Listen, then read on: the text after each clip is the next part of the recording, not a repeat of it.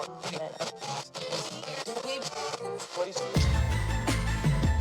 know what it is, black and snurdy, black and snurdy, black and snurdy, black and snurdy. You know who it is, black and snurdy, black and snurdy, black and snurdy, black and snurdy. Odie, Maurice, Odie, Maurice. Maurice, Odie, Maurice, Odie. Black and snurdy, black and snurdy. Black and snurdy, black and snurdy. Hey, oh. Yes, Mo? Are you ready? Let's go! Black and snurdy, black and snurdy, black and snurdy, black and snurdy. It's the Black and Snurdy podcast with Odie and Maurice. And why am I using that instead of doing the actual air horn that I have?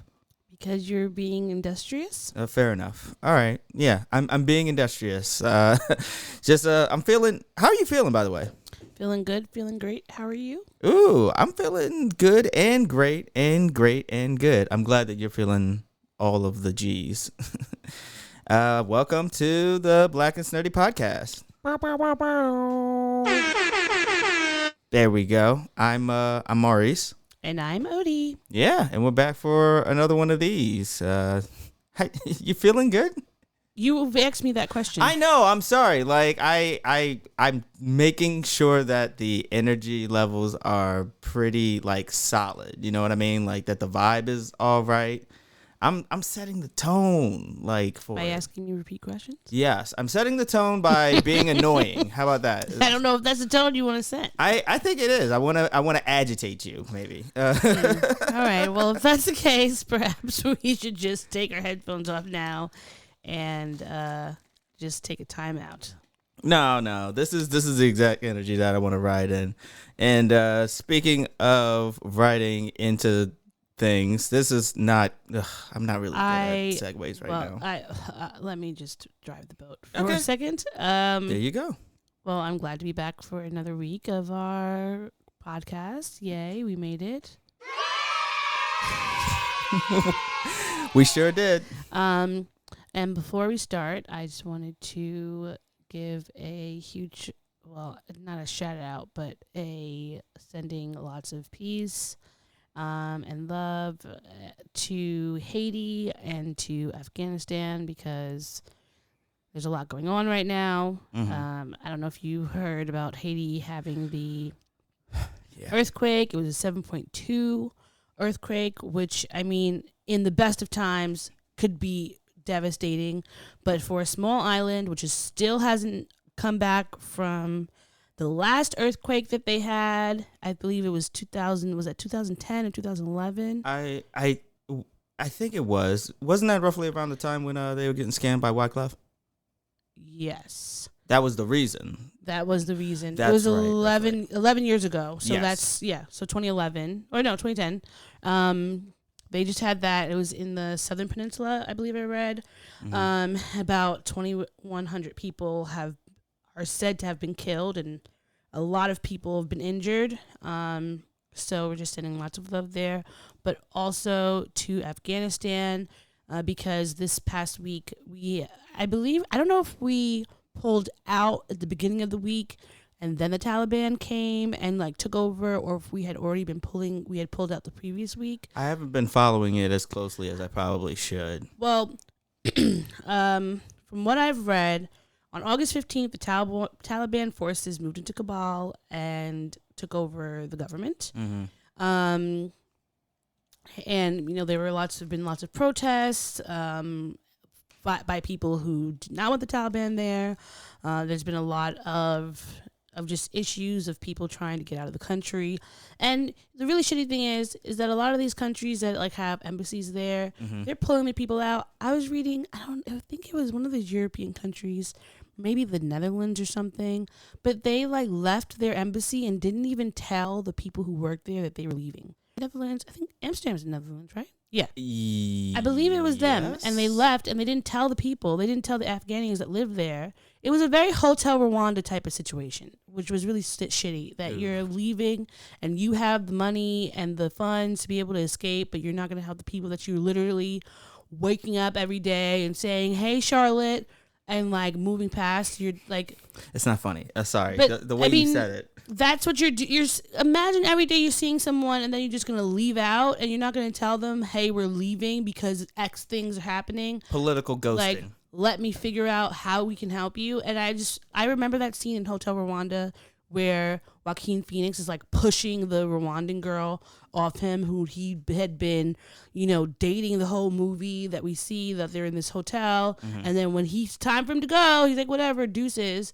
And I just feel like that a lot of that was happening. And they showed those videos of people trying to like run and hold on to the plane while I was leaving, which was just really terrifying. Yeah, some hard to watch type shit. But I'm hoping that the world community will rally around them.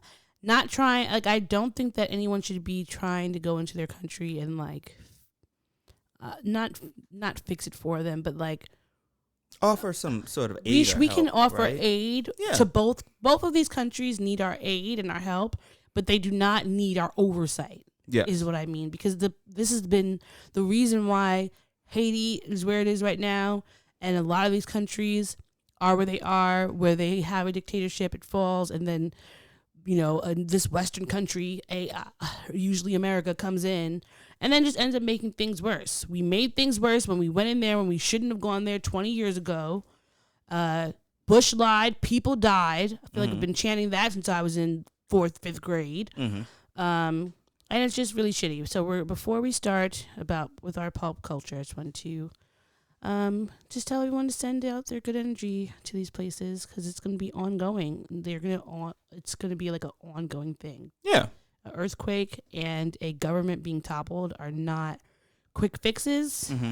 So my hope and prayers are just with them, all of their families that are here. I mean, I am not Haitian, but a lot of my family is. Thankfully, none of them were there, and most of our like extended family is not there. But it's just it's very sad. So prayers and shout outs to everyone who might be impacted by either of these crises or any of the crises that are going on. There's so many. Unfortunately, we can't even name them all because there would not be enough time. Yeah. But all over the world, we're sending our love and our light. Yeah, sending love and light. And if as far as Haiti is concerned, I know I don't know any off the top of my head, so it's not like I can actually specifically say, but if you can like donate to some reputable we'll put places, it in the show notes. Yeah.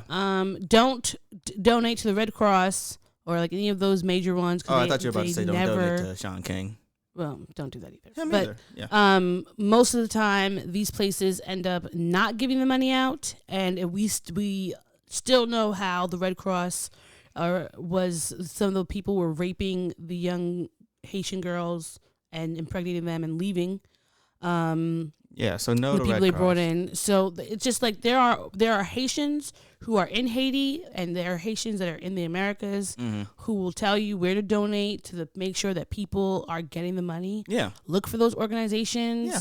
They will look for those people, find them, talk to them. Like we don't need to be anyone's white savior, regardless of if you're black or not. Being in America compared to another country is like we don't need to white knight anybody. Yeah, we don't need to do that. Just listen to the people. What do they want? What do they need? What's going to actually work? Because a lot of the places that I was seeing from Haitian people were saying not to donate cash because the cash isn't going to get used properly, but to donate like items, like food, clothing, etc. So we will definitely put that in the show notes for you to look up. But yeah, just send your good thoughts to those people. Can do, will do. All right, so and now we can jump in. Do you want to push the blue one? The blue one, not the teal one. Here we go. See? Now we're diving straight into pop. Do you want to go first or should I? No, you can go first. Okay. So a big shout out to Diddy and Shyne. According to what do you mean? Well, Shyne. Yeah. Okay, so time out. Let me give you a little bit of context. Shyne was recently granted a visa in order to meet with the U.S. senators and congressmen across the country to establish new relations between Belize and the U.S., as now he is a member of the Belizean House of Representatives and the leader of the leader of the opposition party. So he is now a diplomat. So like from going and being deported 10 years ago because of everything that happened with him and taking that L for Diddy, and now he's a whole ass diplomat. I mean, Isn't that some type of glow up? Deserves the bullhorns and the blowhorns and all the horns. Yes, he does. I do not know if the person who put him into this predicament should also be getting any type of shine, no pun intended. Okay. For like, I mean, yeah, thank you for kind of correcting your mistake. It did say a decade later. It did say that reportedly he did receive some help from Diddy. How much? The same amount of help Diddy gave Howard? I don't know. Oh, okay. See, I don't know. I don't know if it's a little. I don't know if it's a lot or anything like that. But you know what? I'm right there with you. The story is on Shyne. The shine should be on Shyne. Yes, we're giving him his thunder. He deserves. Well, it was actually more than 10 years ago. Wow. In my head, 10 years ago is like 2000. I'm not even. Can I be honest with you? In my head, 10 years ago is high school, even though it's really college. Yeah, it is exactly at this point. We are old. I moved into Meridian Hill Hall, room 367. Oh my god. In 2007. That was about 14. That was 14 years ago. No. Time out. It's 2021, right? Yeah. Yeah. This is when we were getting ready. Weren't we getting ready to graduate? Well, no, we were not. We weren't. Yeah. Those people that we weren't the people that we came into Howard with. Yeah. A lot of our friends were. Yeah. But yes, so 10 years ago, we were getting into school saying, "Wow, this is our last year here. Hopefully, maybe I don't know." I mean, I was like, I don't know. It was up for grabs. I'm pretty sure I spent that first semester working at the Spy Museum because my class, I could not register for my classes. I've told that story multiple times, but yeah, that's why I did not graduate in 2011. It was 2012 for me. I just, I think I got kicked out of it. I got purged. I got purged that summer, and I had 2 classes to take. And I don't know, even with those 2 classes, I don't know if I would have been able to graduate on time, because I think I might have, if I did, it would have been like December. Is that like, I've been wanting to ask this because I'm sure it happens at all colleges, but is that a universally accepted term at all colleges, or is that specifically a Howard term to be purged? I feel like it might be a Howard thing, because whenever I mention being purged by people, they're like, what happened? And I'm like, they dropped me out of the classes. I wasn't in them. And I feel like people think those it's very harsh. I was talking about being purged, and they were talking about like that movie and shit. Like, what do you mean? Like I think that people admit to a crime. I think that people at other schools, they're probably just maybe call it drop the class, or I don't know. Or something. But no one ever, but I don't even know. Well, I guess they did call it purged from classes in they would say you'd be purged. Yeah, you would be purged. Well, hey. We made it, okay? Yes, we did. Look at us. We made it. And my wallet, I think, might be going off. So it is. Yeah. All Okay.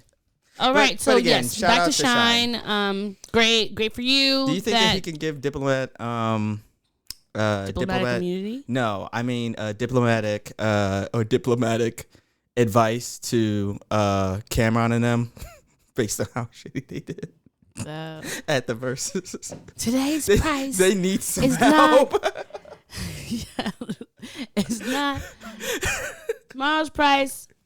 What is it? What do you say? Today's price was not yesterday's price. I need it on a shirt. We need to have that as a drop. Yes, that as a drop and that as a shirt. Today's price is not yesterday's price. But he possibly could. I mean, he is a dope rapper. Yeah. He was like before Pop Smoke and 50 Cent and all these other deep voice rappers, it was Shyne. Like, everyone was like, wow, Shyne. That's the dust. I think that people used to say that Pop Smoke was like Shyne and 50 Shyne 50 and had a kid. Was it who else? Was it Tupac? R.I.P. to Pop Smoke, by the way. R.I.P. to him. But either way, I don't know about Tupac. I don't remember who it was. I think there might have been somebody else. But either way, we are glad that Shyne is living his best life. Yep. That he is, he's doing very well. He's no longer in prison. Mm-hmm. And, people are looking out for him. So that's great. That's good. That's good for him, man. And I saw some of his pictures. He looks like he's drinking water and taking his supplements and that. Shout out to him. So what else we got next? I thought you were Sorry, I'm gonna doing a. Oh, if go you. down yours. Oh no, if you want, I can. Okay. So, what is the reverse of a shout out? Like if somebody needs help. I don't know. We'll figure out how this goes. I don't. A helping hand. Yeah. All right. Dr. Dre's daughter apparently needs a helping hand, and I'm not saying this with like a weird smile on my face because I take no like joy in this or anything like that. Nobody can see I just you. find that in my voice I can't control the But intonations still, of my nobody tone. can see you. Okay. What does it matter you can if you're see me? I don't You're care not if you're nobody. smiling. Okay. I'm just pointing that out. Anyhow, this story is just crazy to me. Like, okay, so to help her get out of a desperate situation, Dr. Dre's estranged daughter has launched a GoFundMe to find a home for her and her 4 children. Earlier this month, Dr. Dre's eldest daughter, LaTanya Young, sat down with the Daily Mail and revealed that she has been living out of a rented SUV while she works for DoorDash as her children live with friends for the time being. I don't know anybody's family or anything like that. I'm gonna just Google real quick how much Dr. Dre is worth. That's what I was about to ask you. If I don't know anybody's family situation or family scenarios or anything like that, but like, if you are a parent, like, can you imagine any sort of scenario where you would let your children and ostensibly your grandchildren be like destitute? Would you like to know what his alleged net worth is? Can I guess? Yeah. Do you like Price is Right rules? Yeah, sure. Okay. He's not a billionaire, so I'm gonna go with, but he has to be close. I'm gonna go with like 500. He sold Beats to Apple, so that's like I'm gonna say 750 mil. Oh, you were close. 800 million allegedly by Forbes. So I heard about this. That Dr. Dre, who is I believe in 2018, it said he was second richest figure in hip hop. Who knows if that's still true? Especially after his wife takes a. I mean, listen, and at this point, I wish he was taking more. But I don't see how you could be making that much money and not supporting your child. There are not saying, okay, somebody like Chet Hanks. We all don't like Chet Hanks, and we already know why. Yeah.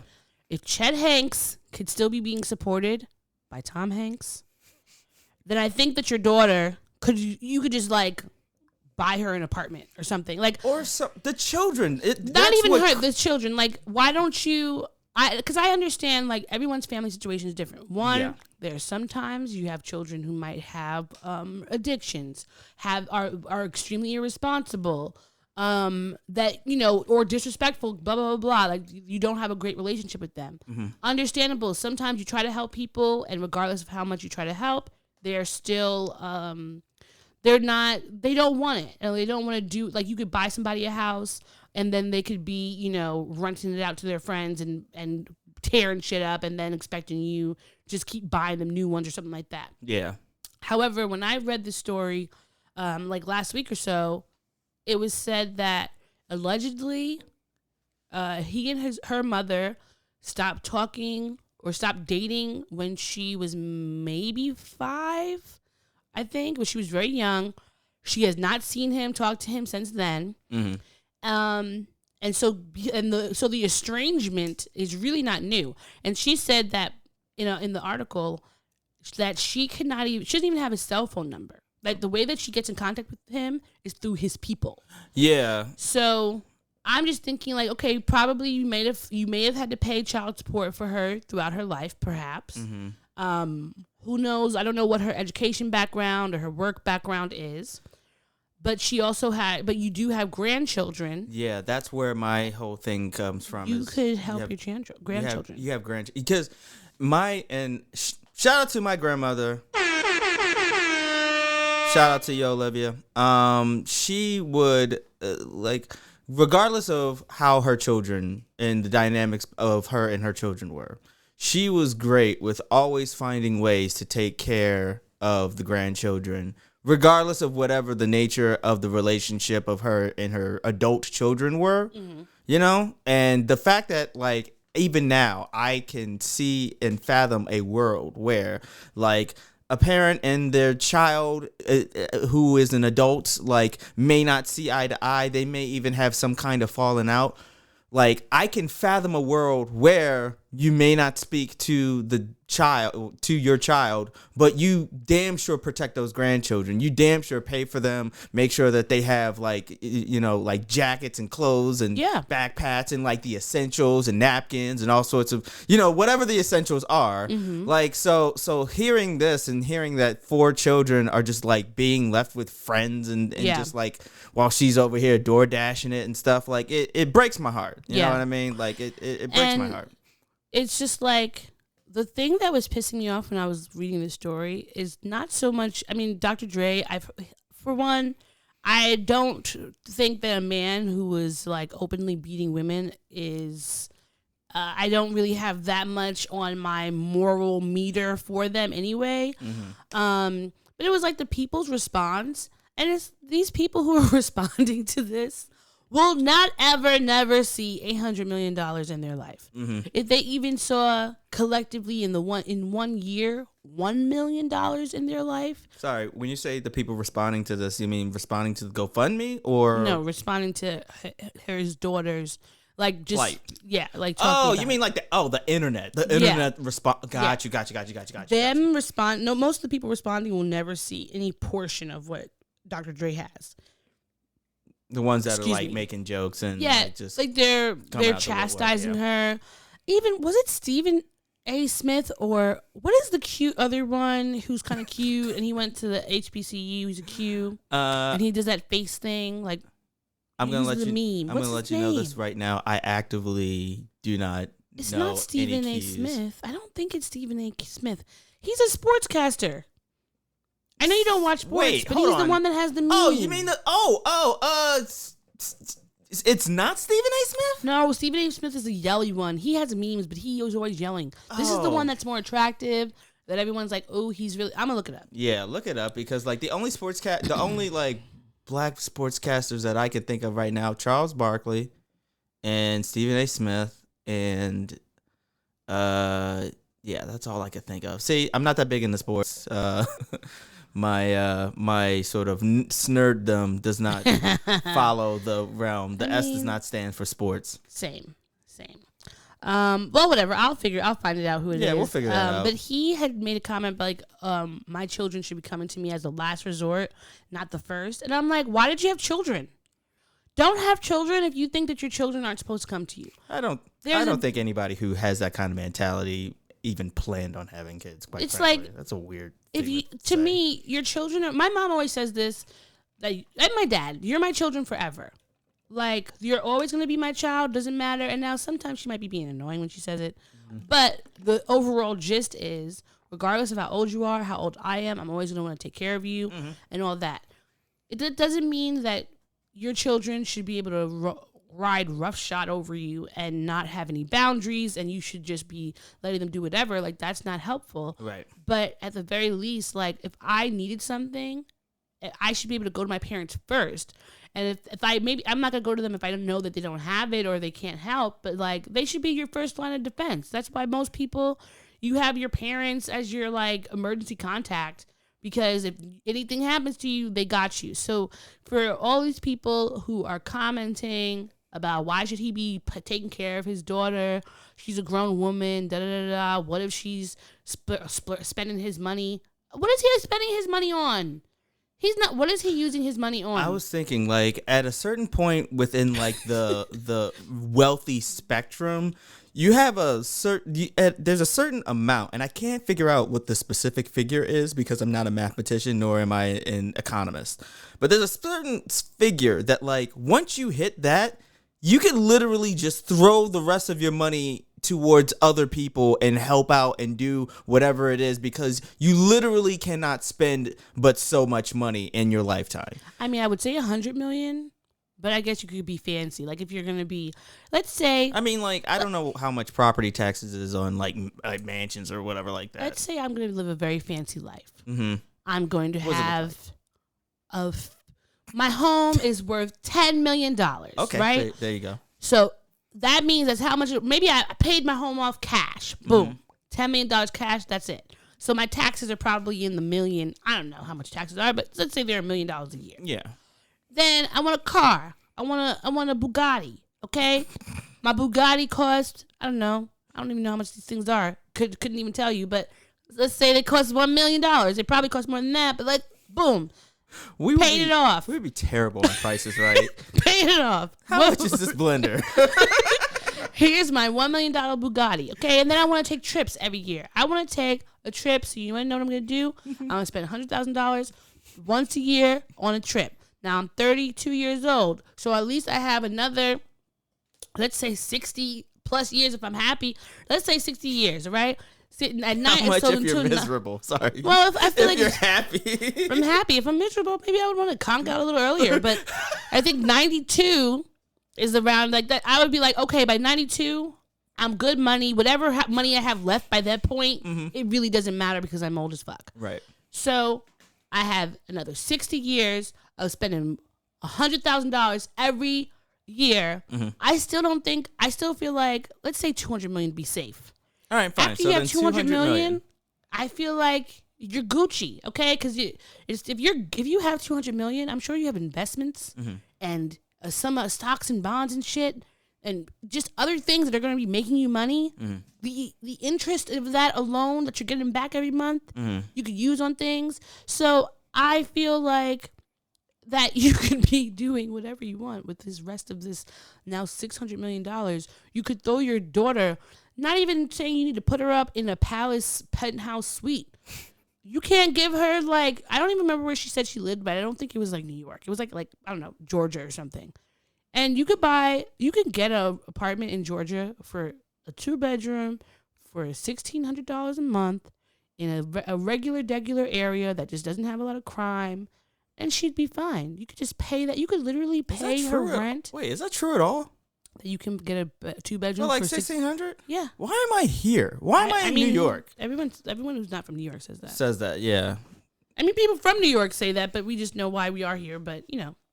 Okay. Oh, feels like shade, but okay. Feels like some weird. Yeah.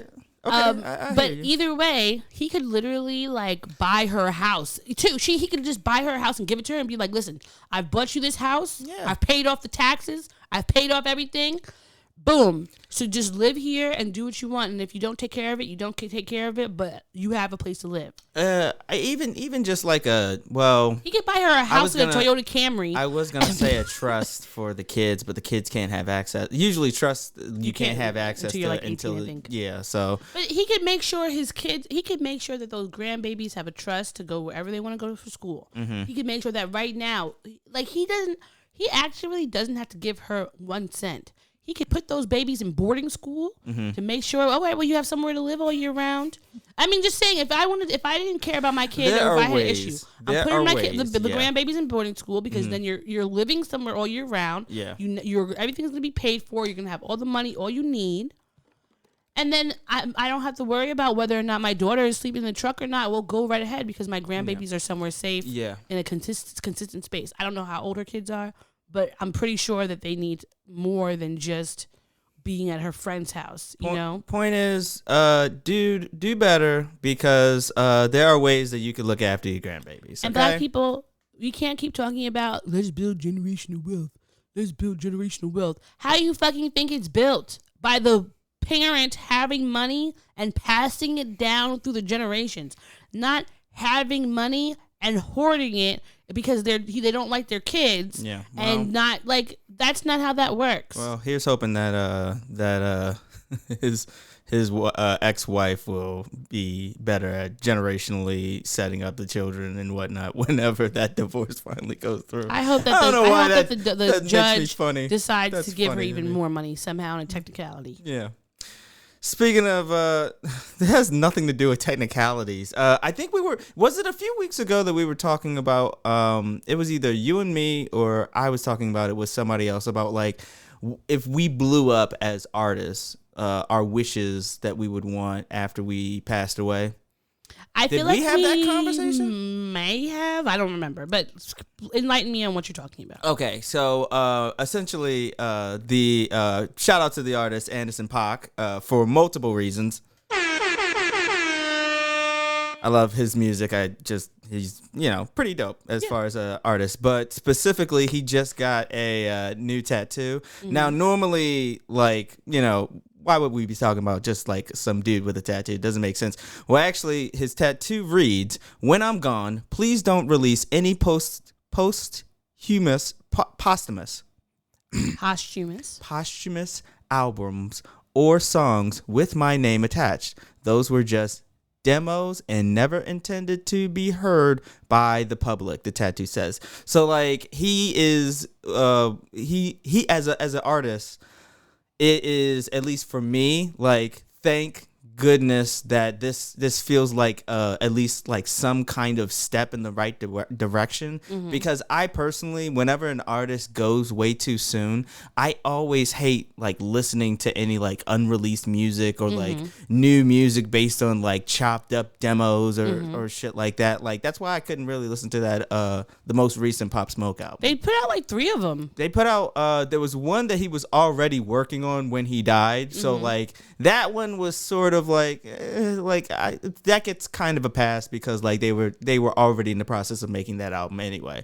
But then this most recent one, I think it was like 25% of the songs he was on 25% of the album, essentially his own album, and he was only on like 25%. Because it had all the features. It had so many fucking features. There was a million people on that album. Yeah, and it's just like, and it's the same thing with Juice WRLD, who like he was one of my favorite artists, and he, R.I.P. died too soon. But they rushed out like 2 back-to-back albums of just a bunch of unreleased demos and stuff like that. And it's just like, there's something grim about milking an artist after they've passed away, as if it's just like, we had all this money invested in them, we have to make it up somehow. And so they just like keep churning out bullshit and bullshit. They're doing it with Aaliyah, I think. I mean, they're gonna be Aaliyah, like coming out with like Chris Brown and shit is gonna be on the album. Yeah, it's like every single male artist, and there's no women, which is very weird. It's but dumb that guy, and the owner of Blackground, he's trying to launch Blackground 2.0. Yeah. That's why I've been kind of on the fence about.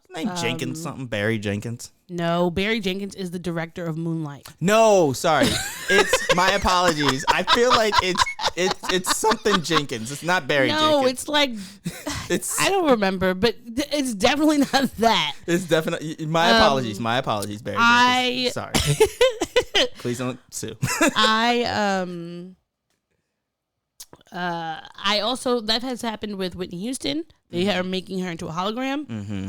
It's also what's happening with Whitney Houston.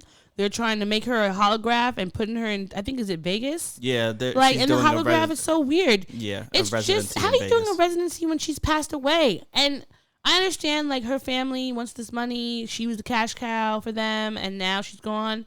But it's giving me Black Mirror vibes. Yeah, it's. Do you remember that episode of Black Mirror with Miley Cyrus? Yeah, and she's the doll, and they make a dollar with her, and then her family basically drugs her, puts her in this coma, and puts her soul or whatever into the hologram. Yeah. It was just like, this is crazy, like this, and it's not like Black Mirror. Sometimes, like, I forgot her name on Twitter, but she'll always say like Black Mirror is a documentary. Yeah, because so many things that we see, like, we should know that these things are not good. But we're still doing them. Yeah, remember the whole fucking episode with the robot dog, and then the police came out with robot dogs? Yes, it's so ridiculous. I want people to, like, I love being able to hear, people's music. If I loved them, like, I loved Aaliyah, so yeah, sure, I would love to hear more music from her. Mm-hmm. But the thing about the Aaliyah thing is her family, her actual mother, brothers, and all them, not getting the royalties from that. It's her uncle. So, what did I say? The last thing we just heard. Yeah. The last thing you said was that it was Aaliyah's. Aaliyah's uncle who started Blackground Records. Mm-hmm. He's getting all the royalties, but he was also one reason why I've been worried about, or like unsure if I want to stream it, is because he was also feeding her to R. Kelly. Like, he knew everything that was going on, and I just feel like he's a predator, so I don't want to give him any money. But I also want to listen to Lee's music. But I think that it was really good of Anderson .Paak to take initiative on his intellectual property. And as an artist, I think what you can do if you're popular or not is just try to set up your family and friends with whatever they might need if in case you were to pass away. Like, this is why wills are important. Yeah. And making sure you have good contracts so you're getting great royalties. And then it's like, sure, whenever you pass away, if there's music that you have out, there's so many people who put out music and they get 30 years later, they get a deal putting that song on a commercial. Yeah. So there are ways for your family to continue profiting off of whatever you've done, whether you're alive or not. But it's like, there are so many things that I start writing and I never put out. And if somebody put out one of those things that I didn't like finish and say, yes, I like this, it's good, I don't think I would like that. And that happens a lot with writers too, where they'll find these like unreleased manuscripts. And on one hand, it's like, wow, this is amazing. We get to read more of this person's work. But I don't know if I want to read James Baldwin's drafts. So yeah, I think that it's important to respect someone's wishes. And I think that before we didn't have, we've always had the ability to like, okay, we found new music. But now that like you can have a hologram on you. Prince, he said he didn't want a hologram years ago, and I remember that. Yeah. But like Tupac's family, they didn't like they couldn't imagine that. They couldn't have managed that. Would get to that point or what have you. And I'm thinking, how much longer? You know what the insidious part is? It's because in each and every contact, it's like in perpetuity throughout the known universe. Yeah, like that. So it's just like we own this like so far advanced in the future that we have no idea what technology is going to be about, but we're going to cover our bases and we're going to own it anyway, and we're going to do whatever it wants. That's such an insidious think about the way that they could possibly in future years be able to take someone's voice and modulate it where you would like, I'm saying the words, but it sounds like Whitney Houston. So I can we're making new Whitney Houston music. We've recorded enough of these podcasts that somebody could isolate every single like thing that we've said and create an entirely new sentence and maybe chop it up so that it sounds like relatively smooth. Do you want to know why there's a reason when I get scam calls that I don't say hello? I thought it was because they don't initiate unless you say hello. No, I don't do that because someone told me, and now I can't say whether or not this is 100% true. Someone said that some of these scammers, they are like taking your voice so that they can try to use it to get into different things. Because like, I don't know about you, but my bank, even sometimes like T-Mobile, when I call them, they'll say like, oh, we're going to use, they might use it as like a phone verification of your voice. So I'm like, I'm not trying to have my voice be out there randomly. So now when I pick up, I just like don't say anything. And if they don't say anything, then I'm like, all right, well, I know it's a scammer, and I hang up. I have my phone set up so that like, it doesn't even ring if it's an unknown number, like on my end. Yeah, but I need to know if it's an unknown number. Like, well, yes, there's sometimes reasons. You have more reasons than I do. Like, because an unknown number, like my therapist is an unknown number when she calls, or like something like that. But my phone will literally say scammer. If scam likely. Yeah. So I already know to pick those up. It's only the random ones where they've somehow gotten like a new phone number that the phone doesn't recognize yet. But all these things are important. So good to you, Anderson .Paak, for making sure that you're good. That's everything that I had on my list. How about you? All right. So I have some music things, but I want to get this main thing out of the way because it's not music related, and then we'll go into the. This is going to be I'll cross that. I'm going to say the good thing, and then I'm going to go into all the shitty things. Ooh, okay. Now, how shitty is the shitty things? Is it like... It's going to get shittier and shittier. Okay, but you wanted me to go through my list first? Yeah. Okay. But, it would be weird to keep bouncing back and forth. No, that's fair. I'm stretching. Let me do stretches. Prepare myself for this. Well, the first thing is we need to you're gonna want to get your bullhorns ready Okay, I got him. because we are welcoming Eminem's child into the community. They have come out as non-binary, and I will let you know their name in a second. Somehow, my computer decided not to. I believe it's Stevie. I believe the name. Yeah, is their Stevie. name is Stevie, and we're very proud of you, Stevie, for coming out as non-binary. Because that's a great big step. Yes. And I can only imagine what that must have felt like coming out as non-binary with Eminem, Mr. I love this, drop the F-bomb in all of my songs. He came out with and gave Elton John a hug that one time. Did they kiss, or was it just a hug? No, Did he kiss him on the cheek or something? I think it was just a hug. Okay. You might be getting like. Do you know how many There's people always so many kissed on panderings. VMA? So much pandering was happening. So many people kissed on the VMAs. So apparently, this they go by Stevie Lane, and Eminem adopted them in 2005 after he reconciled with his ex-wife Kim Scott, who's Stevie's bio mom. And I'm reading this from The Sun. They're saying that the family is all being supportive of them, which is great. But I'm very curious how it was expressing this growing up with him in the house. The Sun says that Eminem has yet to talk about his child's transition, but that the family has been supportive. Their sister Haley came out and gave some support, which is great. You know, so at least they're in the household. There are people who are going to be supporting them.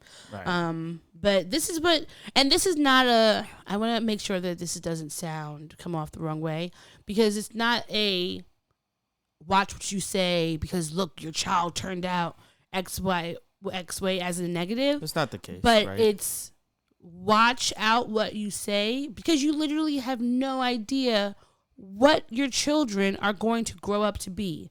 So having these homophobic, transphobic, queer, whatever type of phobic towards someone's sexuality or their identity is just extremely counterproductive and counterintuitive. Even if it's just like, even if you don't have that hatred in your heart, but you're still using the nomenclature and the language of hate, Matt Damon. Then you read that thing too? Yeah.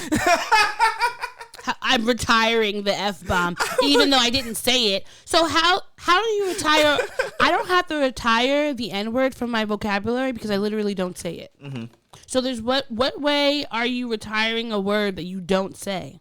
I'm just confused. And you're a liar because you did say it. You said it in the joke that you told that your daughter had to call you out on. Yeah, and so I've also seen. I feel like there's probably somewhere in The Departed he's probably said something like. Well, I mean, I don't have necessarily an issue with people. Obviously, Leonardo DiCaprio said 10,000 niggers in Django.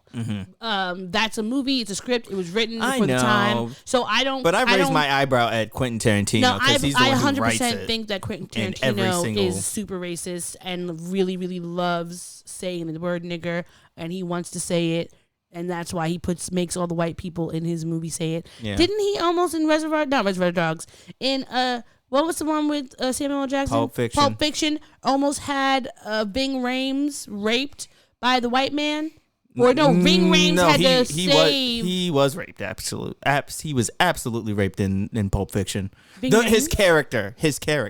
I thought that they saved him from being raped. No, he saved him. And then, in the movie, it's Bruce Willis and it's Ving Rhames, and they drag Ving Rhames away to rape him. He's being raped while Bruce Willis is saving him. He's saving him from the act that's already occurring. Well, this is just another example of how Quentin Tarantino loves to movie's see black weird. bodies just mutilated, and especially black men being mutilated by white men. So fuck him. And Matt Damon, you know I like you, bro. I know you're from Boston. I know how you bros up there are. And I hope that you have learned from this lesson. Please go take some classes, find someone to talk to. But please don't lie to me and try to insult my intelligence anymore. But enough okay? about these straight cisgendered white men. Yeah, we don't care about them. Shout out to you, Stevie. Shout out to you, Stevie. We love you. Yes. You're doing great things. Welcome to the fam. Welcome to the family. All right. Well, we weren't going to talk about stupid cis people, but Okay, hit me with it. oh wait, no, I have one more good one before I go into. Well, this is not really bad. Do you want to save the? sad. do you- All right, no, I'm gonna say this. I'm gonna say this, and then I'm gonna go into the music stuff. Okay then. Yeah. So do you remember when we were talking about Jeopardy? Yes. As a matter of fact, the last time we spoke about Jeopardy, we were giving a shout out to LeVar Burton, who was guest hosting at the time, and we were hoping that they would go with him. I mean, we and like hundreds of other thousands of people, because Everybody. remember they made that petition. Everyone was talking about him the week that he did it. It was like, Black Twitter was going off for him, and everyone loved it. So I think it was earlier this week, someone by the name of Mike Richards, who's, I believe, an executive producer on the show, was announced to be the host. And we were all in confusion because we were like, well, if this man who's the executive producer is being chosen, you must have wanted him to be the show, be doing the show for all this time. And you just we're having all these other people on for pretense, which is really fucked up because you're now insulting us. Mm-hmm. Then it started to come out that Mike has had a few issues.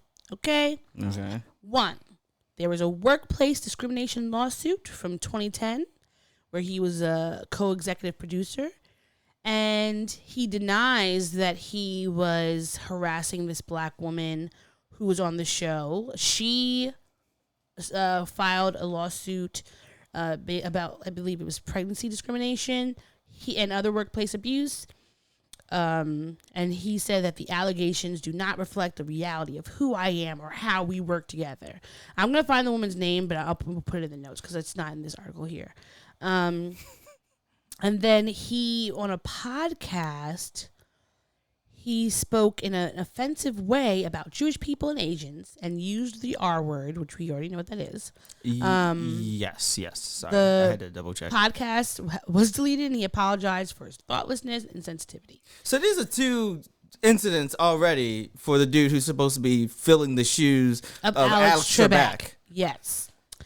So he then this week, today actually, tweeted or sent him he had a statement. It says, "As I mentioned last week, I was deeply honored to be asked to host the syndicated show and was thrilled by the opportunity to expand my role.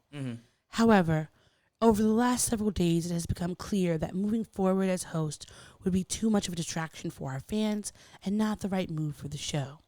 As such, I will be stepping down as host effective immediately.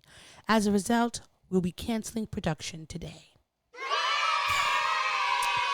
So Great! You have a perfectly good LeVar Burton right there! yes, but also, and I want to see if this article has her name. Oh my goodness, he has a punchable face too. I wouldn't even have wanted to watch him because it just is really punchable, and I'm not interested. It's like when you, it's like if you it's like going you I want to get this analogy just right. It's like when you're at the grocery store and your mom picks up your it, and you want to pick up A&W cream soda, right? Just delicious cream soda, but your mom is just like, no, we have that back at the house. And when you get back to the house, it's some diet flat nonsense $1 fucking Rock Creek. It's the Rock Creek bullshit cream soda. It's like you had a perfectly good opportunity to go with something that's better in every regard. Like LeVar Burton, look, I am a firm believer that you you die a hero, you live long enough to see yourself become the villain type thing. LeVar Burton has been on this earth for so long. He's just a joy and a delight. I listen to his podcast where he is just telling us like stories. I loved him in Reading Rainbow. Like anything that he has done, he has been on this earth and just brought so much delight. Why then would you go with this motherfucker in the like? Come on. Why? What was his name? You just said his name. I forgot it because Mike I don't Richards. care. Mike Rich. That's not even a name to remember. You're gonna follow Alex Trebek with Mike Richards, the blandest, tannedest name I've ever heard. What is white supremacy and patriarchy for 500? And you want to know what the worst part is that I found? We've been finding out new information. Do you want to know one part that is really fucked up, though, that I found out today? What? Apparently, in like 2018, Alex Trebek wanted, her name is Laura Coates. Mm-hmm. I believe she's a CNN law analyst. Mm-hmm. And we'll put her in the notes as well, her information. He wanted her to be the host. Oh. So you skipped over this black woman. Oh, that would have been an amazing host. He said that Trebek himself said he wanted her to succeed him. You skipped over her. We didn't even know that she was in the running. She never even was allowed to go and be a guest host or to try out or anything.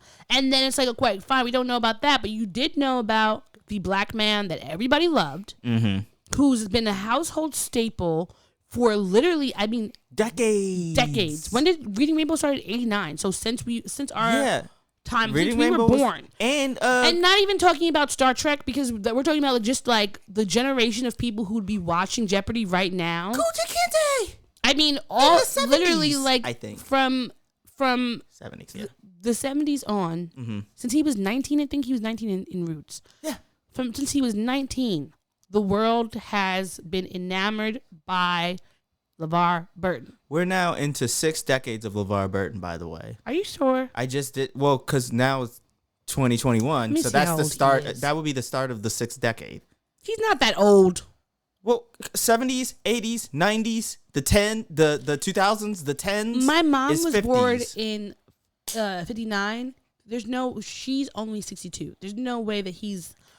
If she was born in 59 and he's been in the 70s, 50 and 70 are not the same time. Look, I'm telling you how many decades he's been around for. That can't be more decades. I just did math just now. Your math, 70s, you just said 80s, you weren't a great 90s. Mathematician. So I think that you should go with that. Even if you go with like, fine, the 75, that's still like in the 70s. LeVar Burton is 64 years old. So you're saying since he was 4 years old, was he Kunta Kinte at 4? I'm telling you, when was Roots? That was in the 70s. He was 19.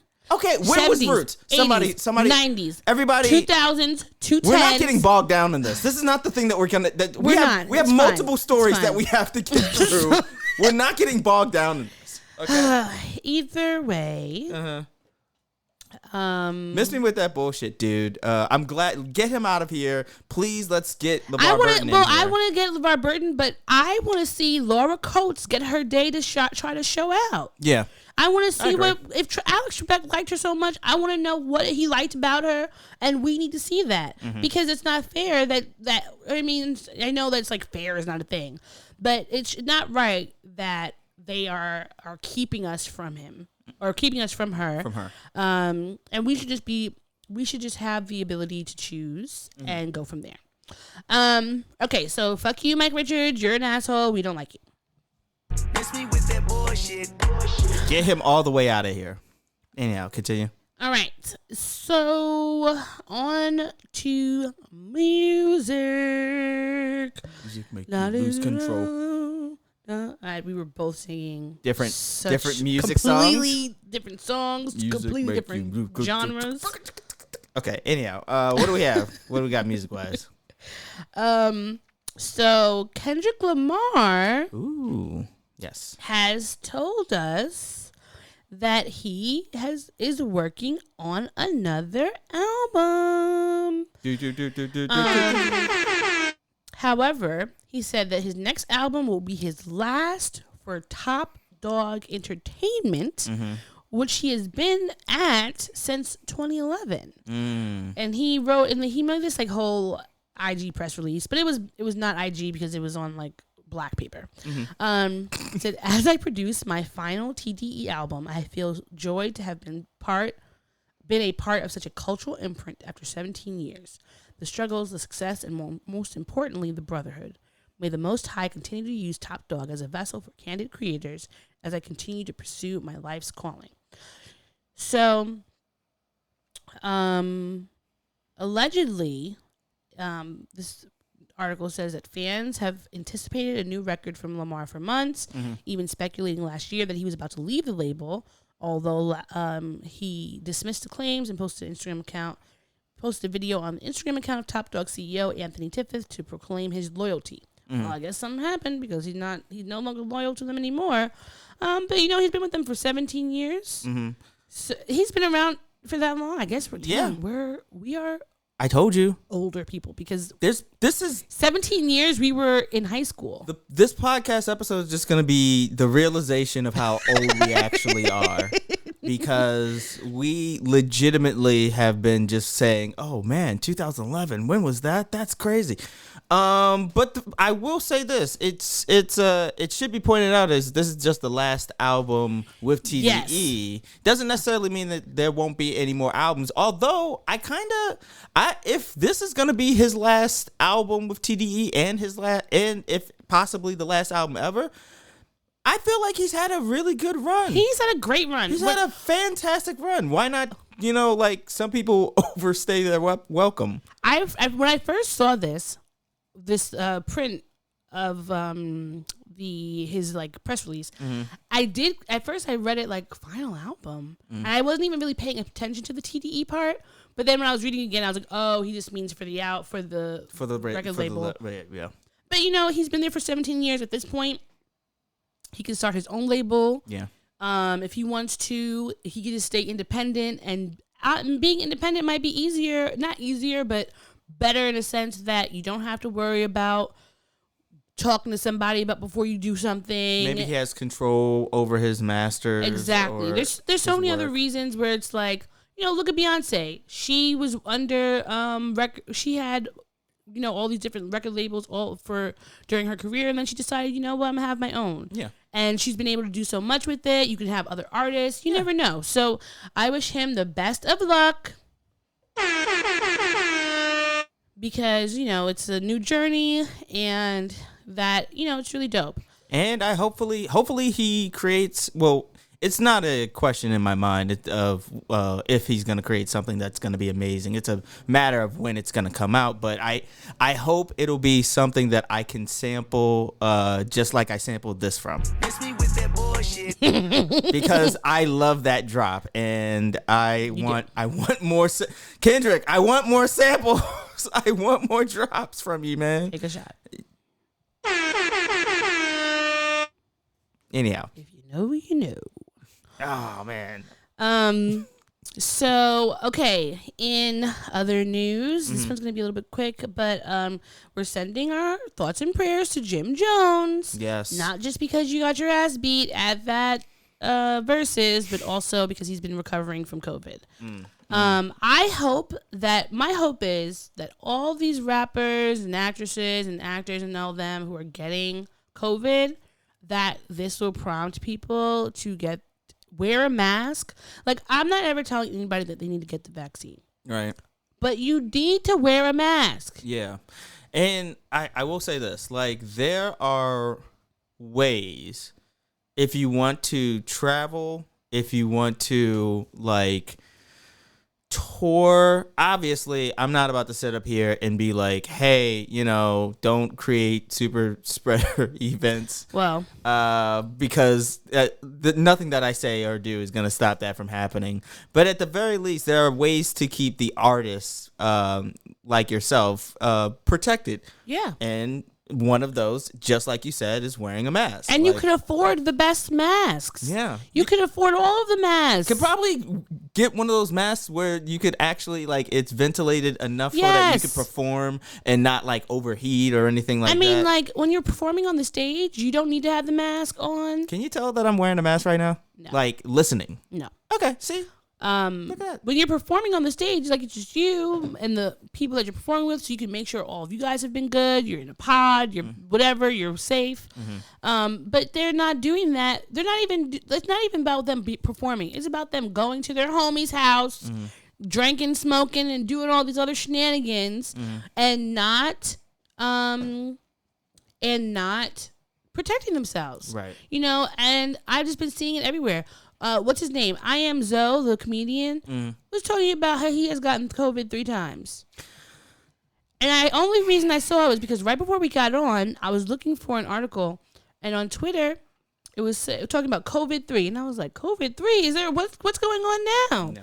And it was just a video clip of him talking about, I was getting COVID from you dirty bitches because, or he didn't say bitches, he said you dirty girls or whatever people, because he got it twice from fans and one time from family, but he wasn't being dirty because he was washing his hands, Right. And then someone was like, well, gotta wear a mask. And he was like, nah, I don't want to wear a mask. It gives me pimples. Sir, the 4th time might not be the charm. You keep getting a respiratory infection and thinking that you're going to just be good money. It's just ridiculous, and it's honestly disrespectful too. I think, to the people, for people to just be so callous, with what they're doing with their bodies, because that means the more that medical professionals have to work to save you, is the more that they have to take away from their own mental health, and their own health, and that's also the use of resources that could be used elsewhere. There's so many places around the country right now where you can't get any kind of surgery, even if you needed it, because the ICUs and all of them are too packed up. And it's like, I've gotten into disagreements with friends who are like, I don't want to take the vaccine, and I'm like, listen, I don't care if you take the vaccine. Only thing I care about, whether you're vaccinated or not, is you're wearing a mask. Because if you're vaccinated, you can still spread it and you can still get it. If you're not vaccinated, of course, you can spread it and get it. So just wear the mask. Get a good mask, wear it, double it up. It's like wherever I go, I'm wearing 2 masks and people are looking at me like I'm a 3-headed dog. Yeah. And I'm like, we're still in a palindrome. Yeah. Because I was about to say, like, where are you going with this? What word do you want to say? But it's just silly. But prayers to Jim Jones. Thank goodness for you. Hopefully you get better. Yeah, I don't have anything for that drop wise, but yeah, I hope for help. Hope for health. Good. All right. So, here's some bullshit. So that man that we do not listen to or talk about, R. Kelly, is finally getting this trial. It's been going underway, and The dustiest of all the dementors. Well, he's super dusty because allegedly, I'm reading on CNN here, that R. Kelly's personal physician of 25 years took the stand Thursday to testify about his treatment of the singer's genital herpes since at least 2007, after prosecutors alleged the singer knowingly infected multiple people with the incurable sexually transmitted disease. So that is new. Now, quick question. Like, first and foremost, like, I hate this dude so much with all of, like, my heart and soul, to the point where, like, but okay, so you know how they say that, like, artists pull from real life things and like Yeah. all of these sick men who like pull like all of like they're all of their like guilty shit that they have like can be found within their works, like the barbecue episode of the Cosby Show, Yeah. or the episode of Louis where he like masturbates in front of Pam Alderson or some shit like that, whatever like that, like. And I don't mean this as a joke. This is probably what he meant by the fucking package. Do you remember? In the Trapped in the Closet Yeah, series? the fucking package. Which number was it? That was like 23. I don't think I watched past a certain amount of time. Good. Honestly. Well, good, because one, there's no need to even go back to it. But at a certain point, well, all of it was stupid and ridiculous and weird and everything like that. But at one point, it's talking about how everybody has the man, I can't even quote it, but the package, quote unquote package, being like an STD or something, giving it to everybody, and apparently everybody, including the wife and the cheating people and Rufus and everybody had the package. Okay. So it's just like he's been putting all of his dirty, disgusting, dusty, fucking like criminal habits within his music this entire fucking time.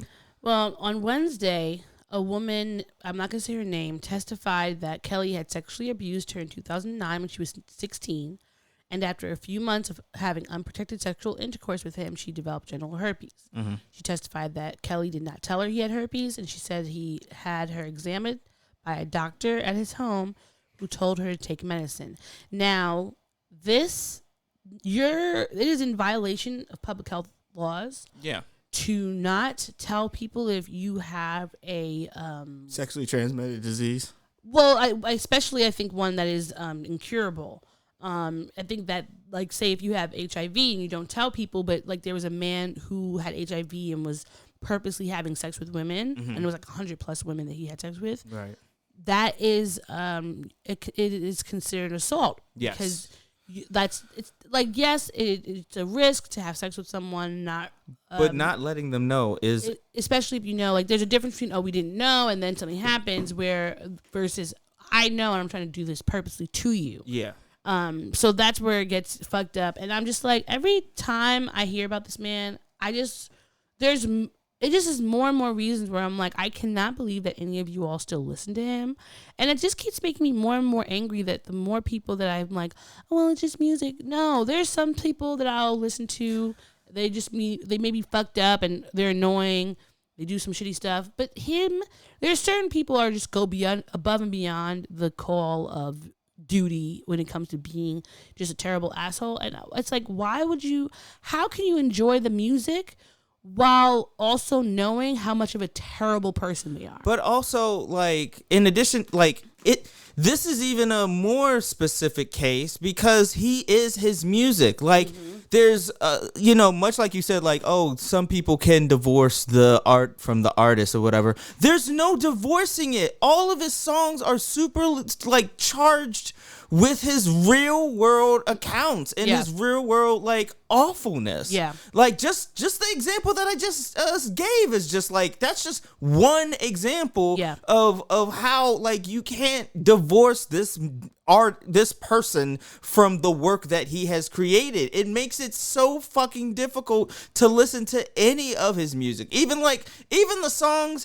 that, like, aren't overly sexual. There's one song in particular that I used to really enjoy, and I had to come to terms with being like, I'm never gonna listen to it again. It's maybe like one of his only fucking non-sexual songs. Was it Space Jam? No, I can't even, after that documentary, like, I can't listen to the fucking Space Jam song. Which one is it? I don't know. It's I Can't Sleep.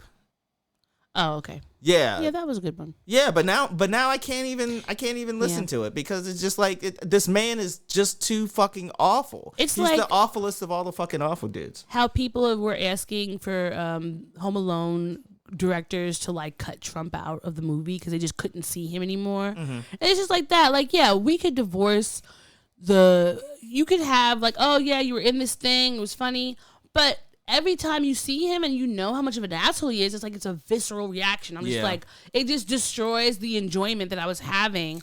in that moment because you're just a terrible person. And what mood can be created with his music now? None, unless you're trying to be the mood of a sexual predator. Exactly. To me, I'm like, when I'm in clubs, and I've been doing this since I was in college, and people were looking at me crazy. His music would come on, and I would just stop dancing. Yeah. And like go somewhere. Like I don't want to even have that in my body, in my bones. Like I don't want any of it. I was at a charity function like maybe 4 years back with a date, and the Ignition remix came on, and then like literally it got to, now usually I don't do this, but break them off with a, and then it just changed to the next song because like I guess that was just in the playlist, but then like they were like no, we're not doing that. The thing is, I'm like, there's so much other music, and I honestly like don't even love a lot of his newer songs that came out like when we were in high school. Mm-hmm. I wasn't even interested in listening to them. Like they weren't like, oh, these are bops. Like Ignition, Dance a Step in the Name of Love, and that one he had with the hotel. What was that with him and Chingy? That was it Chingy or was it Cassidy? Cassidy. Yeah. Like, well, it was Cassidy's song, so I liked that. But honestly, I didn't have a huge connection to most of the music when we were in high school. Like him, when he would debut a video, I would just be like, meh. I didn't think he was attractive. Yeah. Like, the only thing you had is like, okay, you can sing, you can't dance, you're not really doing anything. By that point, he literally was just the Chappelle Show bit, like, come to life. Yeah. So, fuck you, R. Kelly. Miss me with that bullshit. And on that note, I think it's time for us to take a break. Yes, it is. I'm parched. I need some... All these fuckboys have just been putting a bad taste in my mouth, and I need to wash it out. All right. Well, we will be back with more. BRB. You're listening to the Black and Snurdy Podcast. Last night, I was inside of you.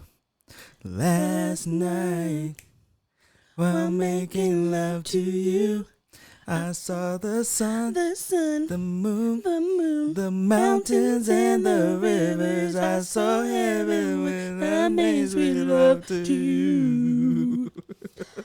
Can we talk about why this song had me enraptured? Really? When it came out, I was 7 years old, and I remember. Oh my god! I don't remember what show it premiered on because it definitely wasn't MTV because MTV wasn't really playing black music. 106 in Park, maybe? No, I don't know if 106 in Park. Was not at 7. Yeah. It was like a BET something, and they were like maybe they performed on like Soul Train. I don't remember, but I just remember watching the video. It may have been Soul Train. I remember watching the video, and it was very 90s because they had on these silk shirt. It was like in all white. Everything was flowing. The wind was blowing. It was silk and flowy, and they were different colors, and they would come in, and they would sing, and I just was like, I loved the melody. I was like, I would be sitting there, and my mom was like, you don't even know what they're talking about. And I'm like, I don't care. And I would just be singing it, and I would just be moving, and every time I would just wait for this song to come on the TV because we didn't have YouTube or anything. Couldn't just pull it up. But what was the radio edit version of this? Because there was no edit. That was what I was singing. You were singing. Yes. I'm not. That. Why do you think that I know the words right now without having to look them up? But first off, why is your mom sitting there not saying, "Hey, don't sing those lyrics"? I mean, it wasn't. It literally is pop your booty. We were in the house. You're right. It was last night. I was inside of you. Yeah, they're talking about making love. Yeah. Is that like one? I wasn't going to be singing that at like second grade talent show. I feel like that type of music. Like one, when my mom was a child or young, they were singing sexual healing. It wasn't like that's like love songs were somehow new. I'm not saying that I'm not saying that love songs aren't totally new. On this podcast, I have gone out of my way and said songs from like the Isley Brothers and Marvin Gaye that are just like, oh, that's their way of singing like explicit versions of songs. What I'm questioning is why is it that at 7 years old, nobody is questioning the phrase, last night I was inside of love you. I think that when you are doing your due diligence to ensure that your children know the difference between things that you can listen to and say in the house and things that you would be listening to and saying outside the house, then you don't necessarily have to, like, we weren't allowed to listen to Little Kim or most rap musics without it being the radio edit because they were cursing and talking about pussy and dicks. But it is not but like teaching your children that like sex is normal and these are things that people talk about and sing about is not, to me, weird. I wasn't going to be outside singing this song. All I know is that this song, like, listening back to it, this song made me realize why New York women do not like me, because I feel like this is the type of bullshit that I would say after sex. I don't think that New York women after making love would have an issue with. I mean, I think that anything can sound corny depending on who's saying it and when you're saying it and why you're saying it. I don't know that this necessarily. A lot of New York women loved this song, so.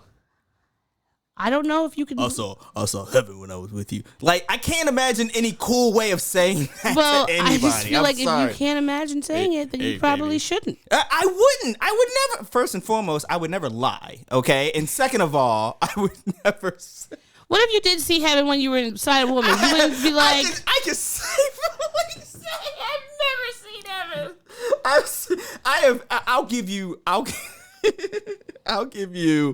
I'll give you the moon and rivers. well, nobody's ever seen heaven, so I guess that would be a Moon very and rivers. particular part. Those are the lucky charms that I've seen. Okay, but I have not seen them. The sun and the moon and the mountains and the river. That's a lot, and a lot would need to be done for that to happen. Anyhow, we can move on to our mental health, which I actually don't know which of the drops it's supposed to be. Awesome. Hold on, wait. Touch a bunch of them and see. I'm gonna check this one.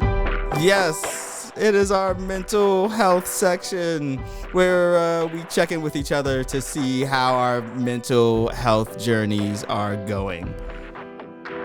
I only said it one time. So how's things on your end?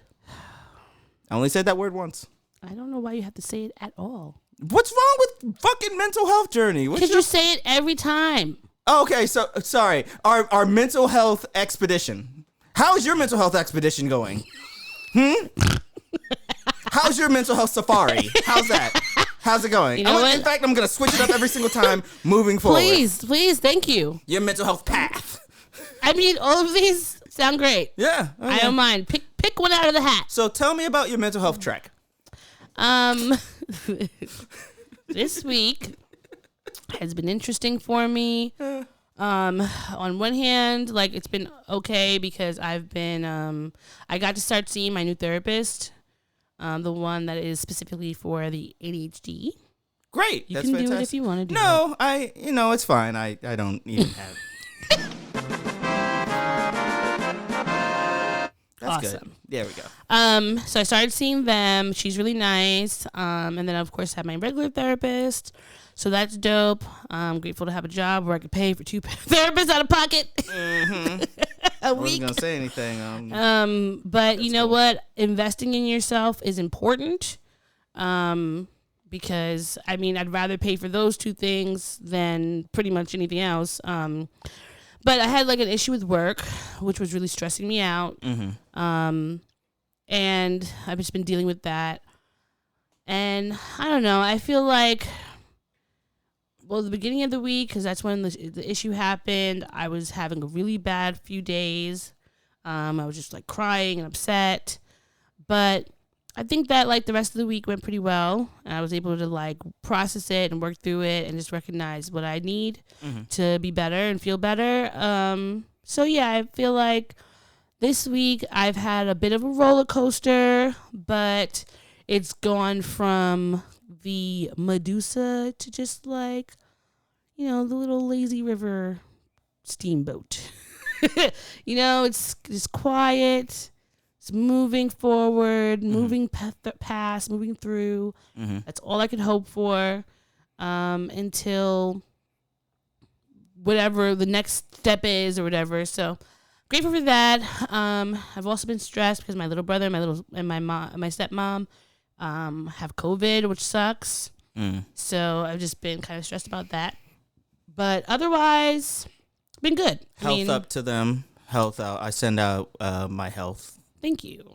They need it. I mean, they haven't been too bad, but you never know. And they could still like. I feel like they're getting better by the day, but it's just scary anytime. Like it's not something. Even though a lot of people have had it at this point, it's still not something that I want anyone in my circle, anyone I know who knows someone to get it, because it's just like it's a toss up. So yeah.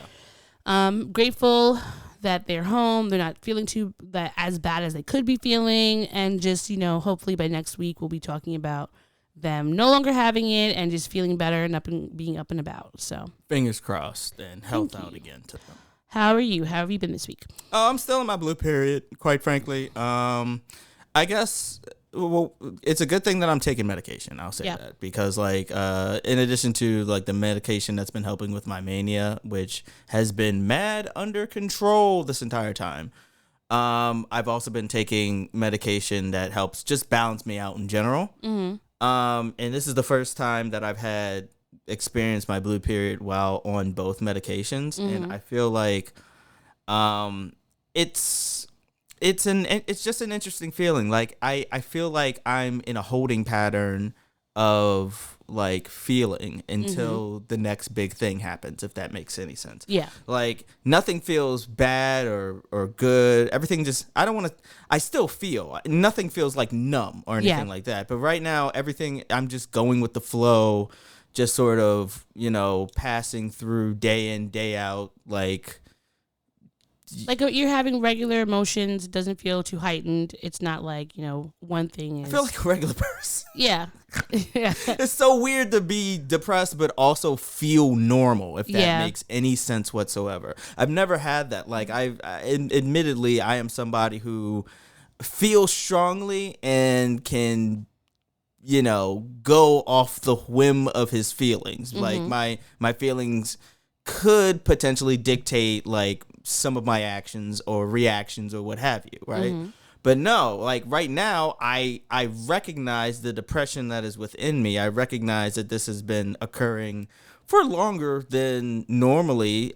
Normally, it lasts maybe a few days to a week, and then subsides, and then I go off and do my own, what have you. But this is what going on 2-3 weeks now, and but it's not hindering me. It's not crippling me. At most, I've, even when I have felt overwhelmed, that's not a part of my depression. That's just because I had multiple tasks that I need to do. Yeah. And then I end up doing it.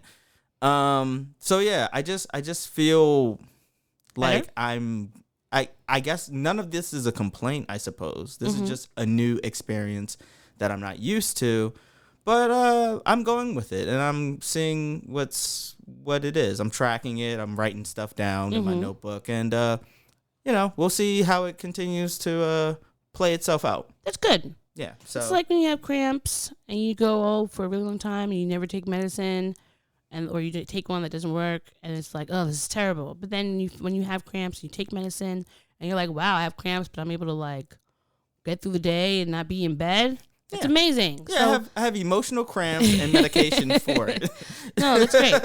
That's good.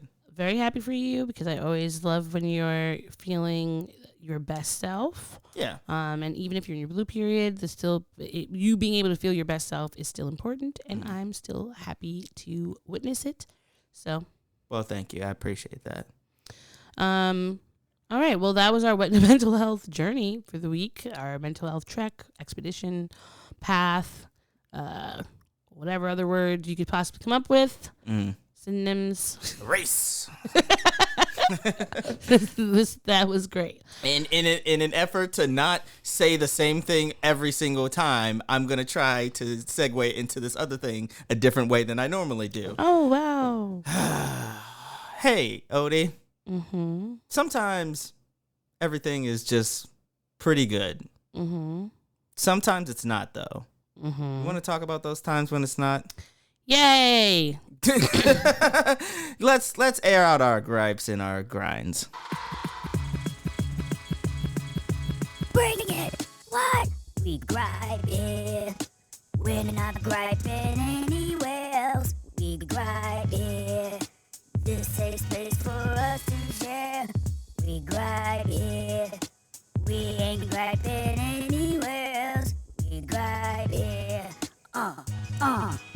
The thing about I know this- that you had such a great fucking time seeing this, and I literally could see you in your room recording it and just being so hype about it, and I really wish that I would have been there to take photos. The thing about this is that I actually, and I look back at this now and I wonder exactly why I did it, because I specifically deepened my voice Yeah. in order to imitate DMX.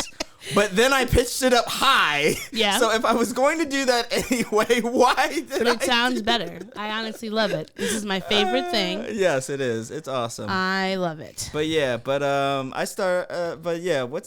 annoying you? What's getting under your skin? Okay, well, I have two things here. Well, do I have two things? I have okay, I might have three things. Okay. First one, okay? You remember I went to the DR this weekend? Yes. Or last weekend for a wedding. Yes. Beautiful wedding, was beautiful. Love you guys. Okay, now the gripe that I had. The main gripe, the only gripe, is men, if you are married, it would behoove you to not spend an inordinate amount of time chatting up single women post-wedding when your wife is not present. Ooh. And then said women have to find out that you're even married by just, inquiring about XYZ. I mean, it was literally... It's not funny.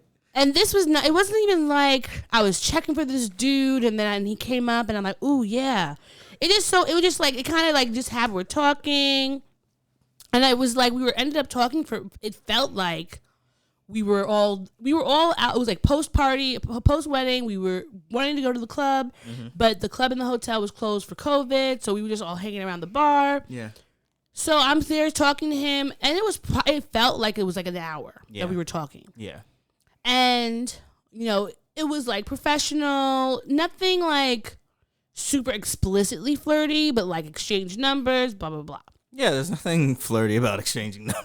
Well, like, it wasn't like he was like, oh, I want to take you on a date. It was more just like, we're talking, and then he's like, oh. Let's talk some more. Let me get your in the number. most So I was like, platonic way possible. okay, sure. And like, for me, if someone asks me for my number, I don't explicitly feel that you are trying to date me. You could just be like, okay, well, let's get to know each other more, whatever. Sure. But I don't ask for my number. If you're married, if you have a girlfriend, if you have a partner in any form or fashion, because I'm not interested. And the only reason I found out that he was married was because I was talking to someone else, and I was like, oh, so-and-so. Well, give me some information about them. And they were like, honestly, it was very awkward for me, because I think that I heard someone say to him something about kids. So I was like, oh, so-and-so has kids. And he was like, yeah, honestly, it was very awkward for me because in my mind, I thought he was happily married. And I was like, you know what? I mean, when in DR, you gotta go far. But the thing with the part that pissed me off the most was that his wife was at the wedding. I've been literally since the wedding, I've been trying to scan my brain of like, if I ever saw, it wasn't a big wedding. And I'm trying to think, did I see them at any point? Like, I don't know which one she was, but I'm like, don't talk to me.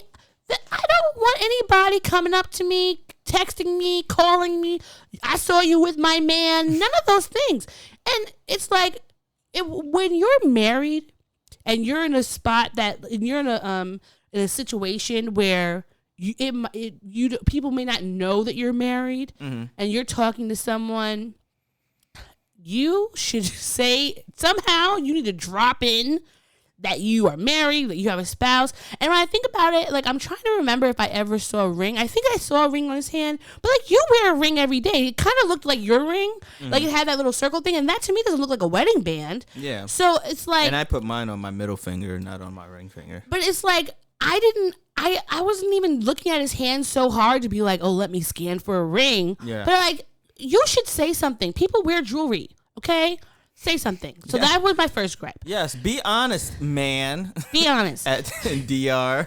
And then, speaking of weddings, remember when I said that I'm going to start finding Am I the Assholes to bring onto the show? Yeah. Okay, so I'm about to read you this Am I the Asshole? Mm-hmm.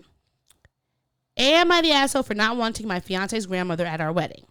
Title, here's the rest of the story.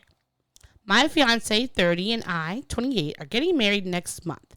Everything is going great, but we've been having a serious argument about having his grandmother at our wedding. We've agreed to not have kids at our wedding as we want the reception to be a huge party for our adult friends and family with dancing, loud music, and an open bar. However, for precisely the same reasons that we don't want kids there, I don't want his elderly grandmother at our wedding either. I said she can come to the ceremony, but not the reception. It will be extremely loud, and I want it to be a party atmosphere, and she will be extremely out of place. For context, none of my grandparents are still alive, and he still has his last living grandmother. This has caused a huge fight, and she said she has always dreamed about being at her grandson's wedding. He is her oldest grandchild, and she probably won't make it to the next family wedding, which is why I said that she's more than welcome at the ceremony, but she will just be too out of place for the reception.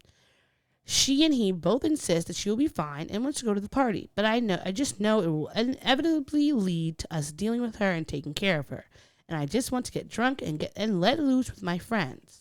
She's now really upset and won't talk to me, and my fiance is also angry. I think I'm within my right to make this request. I am the bride after all. I mean, do you want my personal? I mean, you could give your personal opinion. Personally speaking, Granny, why the fuck do you want to be there? Like, What? No, Granny. Why do you want to be at the reception? Kidding me? At the reception? Are you kidding why? me? Why do you want to see these young 30-somethings do the fucking Dougie? Like, she wants to enjoy the wedding. Have you never had an old person at a wedding? No, I've seen them. I've seen them, and old people respectfully at the wedding I was just at. Doing a lot of sitting. His grandma was out there. She cut a rug a little bit. She sat down. She had some drinks. First and foremost, and she sat there. Nobody. If the best you can do is cut a rug a little bit, maybe that's not the atmosphere that you should be in. She's a grown woman. Yeah, she's not a child. She's too grown. I think that's the problem. First of all, this person is the asshole, and should not. And I would not even get married to her because she's a fucking bitch. I am the bride after all. It's his day as well. You are the bride and groom. It's not just about you. Yes, everybody comes to see the dress. Concession by saying go to the ceremony. That his grandmother can go to the wedding and to the reception. All you would have to do is say, get one of your groomsmen, one of your bridesmaids, somebody else in his family to be like, all right, who's going to be on grandma duty the way that anybody else would? It's an honor to be able to have your grandparents alive to be at your wedding. You know what? Maybe therein lies, because all of my grandparents are dead. So like, all my grandparents are dead too. And if I could have grandparents to be at the wedding, I for fucking sure would have my grandparents at the wedding. Like the fact that you could actually have this idea of just like, wait a minute, you can actually sort of dictate who comes to the reception. I never even fucking considered most that. People don't have kids at the reception. I didn't know that. Yeah, most people say no kids. Oh fuck! I did not know that. Yes. Well, I guess I've only ever been to anyhow. But yeah, so that's I guess that's where I land on this side. Well, you're the asshole too because both of y'all are the assholes. You're being a little asshole box because no one's gonna be kicking my granny out of the fucking wedding because you don't have to get married to me. She doesn't have to kick her out. She is a fucking asshole. She shouldn't get married to anybody. And she's fucking rude. It is an honor to have your elders in your ceremonies. And she is looking forward to having a cursed life. And I hope when she is 98 years old that people don't treat her with the utter disrespect that she's treating this old woman. She probably won't be going to any receptions either when she's 98. If your grandmother is healthy enough to be able to come to your wedding and be there, she should be able to do whatever the fuck she wants. She's 98 years old. Okay. All right, now I for throw my hands last up in the air. my last grinding is a very serious issue. I don't know if you've heard about this black woman. She used to be an American Idol finalist. Her name's, I believe it's Sash. It's Syesha. I don't know how to pronounce that. Mercado and her partner Tyrone Denner have gotten. I don't know if it's both of their children, but at least, both their children, 15-month-old Amen Ra and 16-day-old Asset Spa, are with an estranged relative right now because the hospital called the police and took their babies. Took their daughter, who was just 10 days old at the time, because they were saying the baby was like malnourished or something like that. And when the babies were breastfed, 10 days old. Okay. And they were saying that the baby had like low nutrients or whatever. But sometimes moms, you're producing milk, but you might not be producing a lot of it at the same time. So the baby don't latch. Yeah, the baby might not latch, or you might be producing. The baby could drink for an hour, but they might not be getting the full 4 ounces that they would usually get if you were getting a full stream of milk, right? So or sometimes some babies just don't. All babies There's are different. any number of that could complications. Cause exactly. Yeah. So they weren't doing anything negative to the baby. No one has said they have other children, he has 3 other children, an 8, 7, and 5-year-old from a previous relationship. None of those children have any issues with health, etc. But they took this black woman's baby, and this is not the first time. This is not the only story that I've read about this. Not particularly about her situation, but other black women who have had their babies taken away. I just saw this video. I forget where it was now. Maybe Kentucky. This black woman had her newborn baby taken from her at the hospital because she just wanted to leave. There was no drugs in the baby system, no harm. She didn't have any sort of issues that they said, oh, well, you can't have this baby. It was just the fact that the doctor who said X, the baby needs to stay, and she was like, no. Because when you have a baby in the hospital, there are certain things that they want you to do before you leave. But I left the hospital early. And I don't know if I told you this because I was a preemie, and my mom said they were neglecting me. I was 2 months early. And she would come, they would have thrown out my breast milk. She came and there was dried poop on me. So it's she took me home, but it was because she had to threaten them to do that. Otherwise they wouldn't have let me go. And so this is not new. I mean, honestly, since black women have gotten to this country, today is 402 years since the first enslaved Africans were forced into Jamestown. So you just think about since 1619 to now, the amount of children that have been stolen from black homes for no reason but someone just said, I want to do it. And so I feel really bad for this woman. I want her to get her babies back. And thankfully they are with a relative, even if she says they're estranged. At least they're there and they can go visit the babies once a week. But I'm just imagining the trauma that those children are going through, their family, and it's just really sad. Yeah. So that's it. Those are all of my grinds. Okay. Well, boy, oh boy, it's going to be difficult for me to sort of segue into my thing. So recently, OnlyFans says that they're banning expletive content from their platform. But here's my thing. I, more than anything, am a big proponent of content creators and being supportive of content creators, okay? Just hear me out. I have no problem with admitting that I support black entrepreneurs and content creators. Some of them are on OnlyFans. I have no problem with admitting that, right? I have a few subscriptions, right? In my mind, I'm at least giving directly to the content creators as opposed to what normally happens where they get a fee and then all of that shit is just passed around like throughout the internet. And just like you could try to like flag it and ban it like and try to get it removed here and there everywhere but it'll pop up again like and therefore nobody is getting like any residual money from that resharing. It's not like in general media where like if you royalties do like royalties and back end and percentages or anything like that. So if anything, like it's going directly to the content creators. I even have I don't want to necessarily say a friend, but like a colleague who is has an OnlyFans, right?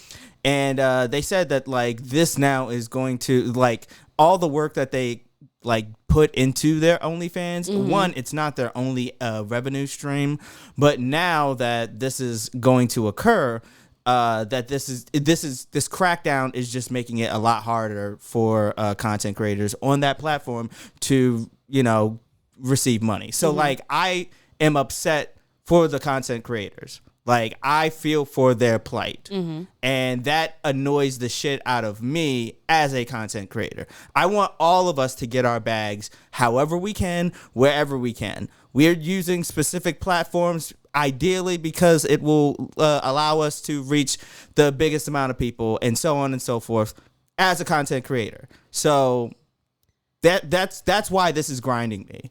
Well, that grinds me as well. And I was reading that when I read the articles about it. The thing that pissed me off is because was that the reason why they were deciding to make this change was because investors. So it's like you have all these wealthy white men who are again demonizing sex work. Even though on OnlyFans it's not, people don't only do sex work. But they're demonizing sex work and trying to make it more difficult, even though there's and there are a lot of people from marginalized groups who, because they have been demonized by these white cis men in just our general society, they, not to say they can't do anything else, but sex work and this type of sex work is a safer way for them to work. Without having to worry about like living on the street, etc. So I think it's just fucked up that we have to keep being beholden to these puritanical rules that have nothing to do with real legitimacy. Like, why do you care if I'm in my home having sex, or if I'm naked, if I'm just walking around? Like, who the fuck cares? They're not. My mom used to say this to me when I was little. If it doesn't involve children, dead people, or animals, I don't care what the hell that you're doing in your bed. As long as you're not hurting someone, if it's a consensual situation, there is nothing wrong with whatever you want to do. And that's anything. Like, do I want to watch Two Girls, One Cup? No. Okay, I wish that I never had that in my brain. However, somebody wanted to watch it. Somebody wanted to do it. As long as those people consented to it, were paid for it, over 18, yeah, go right ahead. Like, all these people trying to police people's sex lives is just ridiculous, especially because they're the ones looking at it. Like how in the, what's her name, Meg Thee Stallion video for, I forgot the name, is it Thought Shit? Probably, where she had the video with the white senator guy who was like complaining about her music videos being too sexual. I think it's that shit. And then like is like jacking off to it. Like that's just how it feels. Because how do y'all even know it's on OnlyFans if you're not on there looking?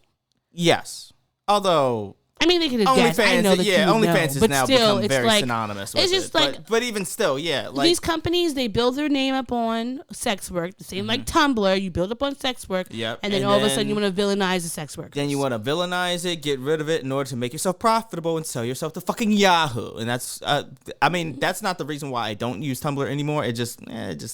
It was a fad that like I used to do a bunch of like fiction stuff on there and just write for there, and then once it got sold to Yahoo, it just felt like, man, this is not it anymore. You know what I mean?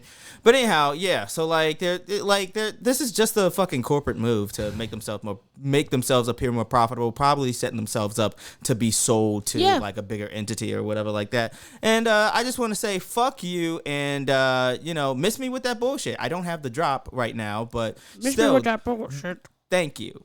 Say it again. Miss me with that bullshit. Thanks. I got that clean. And I'm going to make a drop out of it. But that's everything that's grinding me. That's everything that's great. grinding me. Yay. So, how about we end on a positive note by talking about the things that made us happy? I'm the baby merchant. Tots are us. I give you all the service and no damn fuss. Give the baby merchant just a week or two. I'll have your baby for you. Did you make that higher pitched? Yes, I did. Okay. I like it. Because I got a sneaky suspicion that maybe we might get in trouble if we just had the original one, so I pitched it up just in case. Well, I love it. I love it. I love that and song. It's more fun, right? Any whoever sings it, however it's sung, I'm gonna like it. I think I sent you what made me happy this week. Yes, you did. I was actually gonna go first. You go first. Give me some time to get that up. But no, it's okay. I believe I have. What you go first, made and then we'll talk about what made me happy. Okay. All right. Well, anyhow. So one of my favorite shows, Grace and Frankie. Love that show.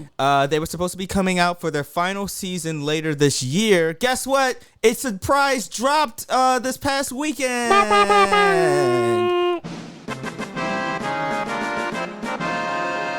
And I have been going through it. The show is an absolute delight. I'm saddened that there's not going to be more seasons, but like, I got this feeling where I was just like I kind of.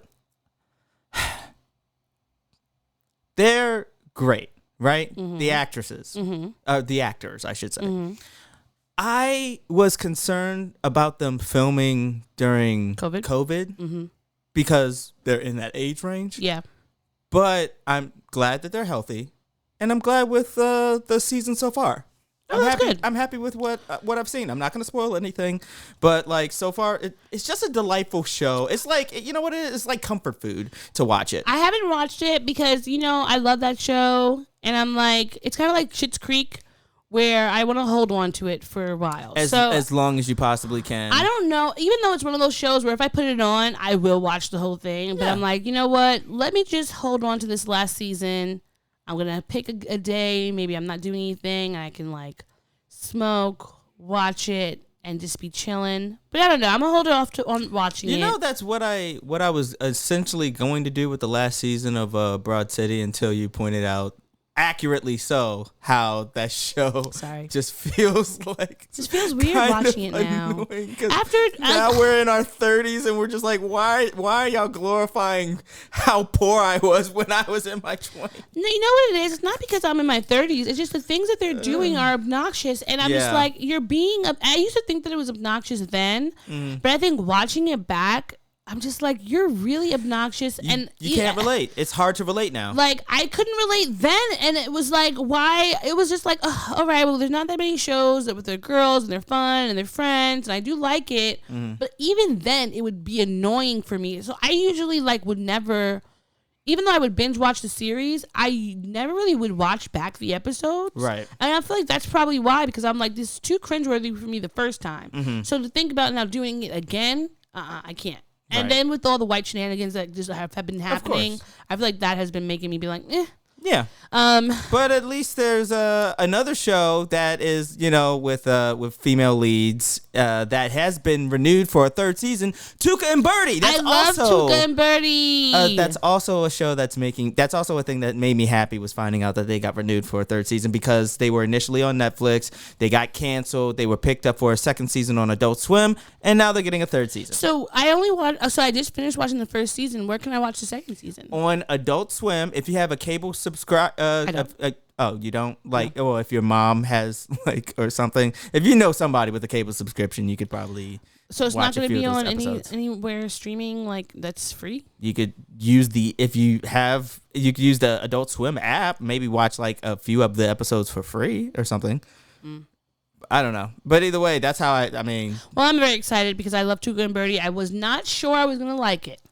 I love animation, but sometimes when it's adult animation, I just feel like they're just doing too much. But I like it. I think that's a good one, and I cannot wait to watch more. I think Tiffany Haddish does it really well. Yes, she does. I love Ali Wong. Yes. So I feel like they are Steven Yeun. I love him is too. fantastic. The whole everybody. I love them. I'm happy that they're coming back for a third season.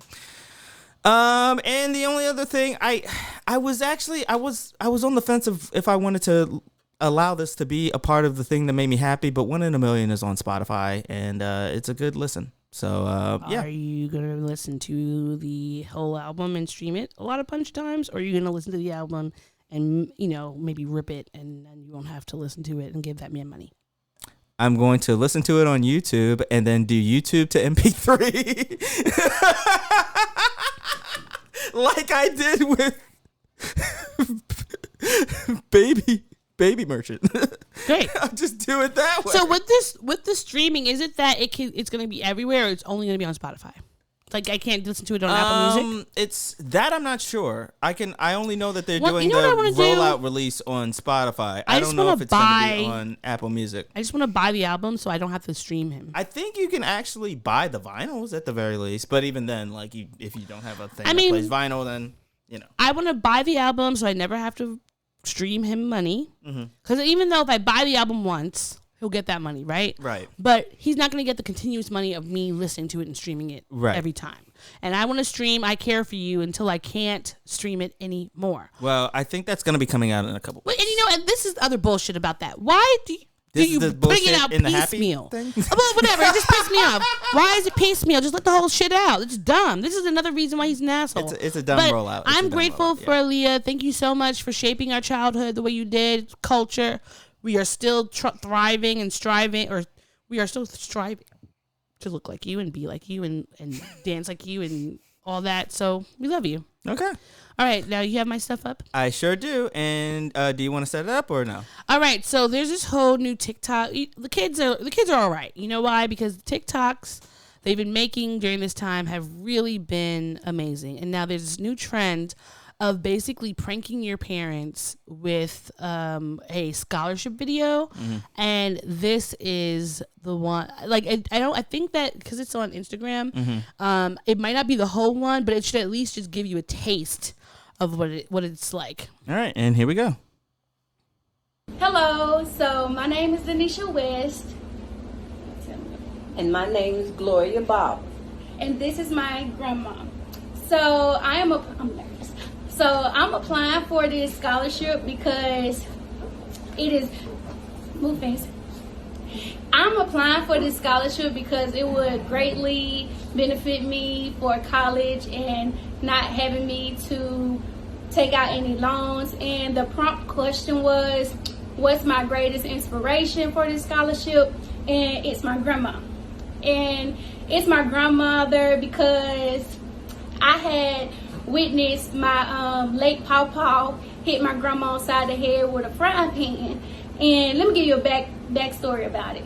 So my grandpa and my grandma, which I call pawpaw, he met my grandma.